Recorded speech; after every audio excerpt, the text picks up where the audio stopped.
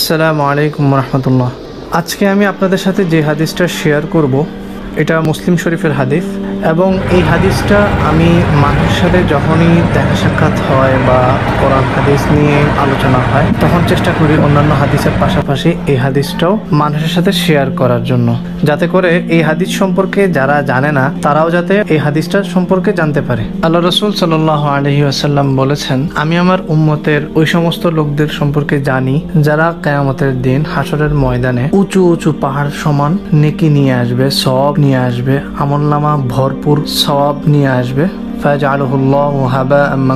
কিন্তু আল্লাহ তাআলা হাসরের ময়দানে তাদের সকল নেকি সমূহ নষ্ট করে দিবেন। হাসরের ময়দানে তাদের সকল আমল বরবাদ হয়ে যাবে, নষ্ট হয়ে যাবে। তখন সাহাবারা সবাই আতঙ্কিত হয়ে গেল, ভয় পেয়ে গেল যে আমরাও কি তাদের অন্তর্ভুক্ত হব নাকি। তখন আল্লাহ রাসূল সাল্লাল্লাহু আলাইহি ওয়াসাল্লাম বললেন, তারা তোমাদের মতোই মানুষ হবে, তোমাদের মতোই আমল করবে এবং তারা তোমাদের মতোই মানুষের সাথে লেনদেন করবে, কিন্তু ইযা খালাউ বিমাহারিমিল্লাহ, যখন তারা একাকী হবে, ইনতাহাকুহা, তখন তারা কি হবে, বিভিন্ন হারাম কাজে লিপ্ত হয়ে যাবে।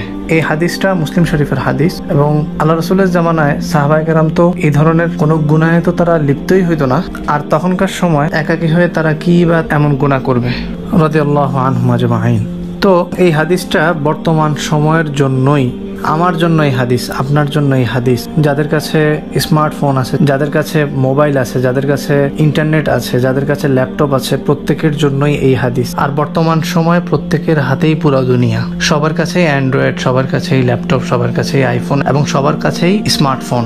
আমরা যারাই একাকী হয়ে নির্জনে বসে নিজের রুমে যে কোনো ধরনের গুনাহে লিপ্ত হওয়া থেকে বিরত থাকার চেষ্টা করব, পাশাপাশি অন্য সব ধরনের গুনাহ থেকে নিজেকে হেফাজত রাখবো।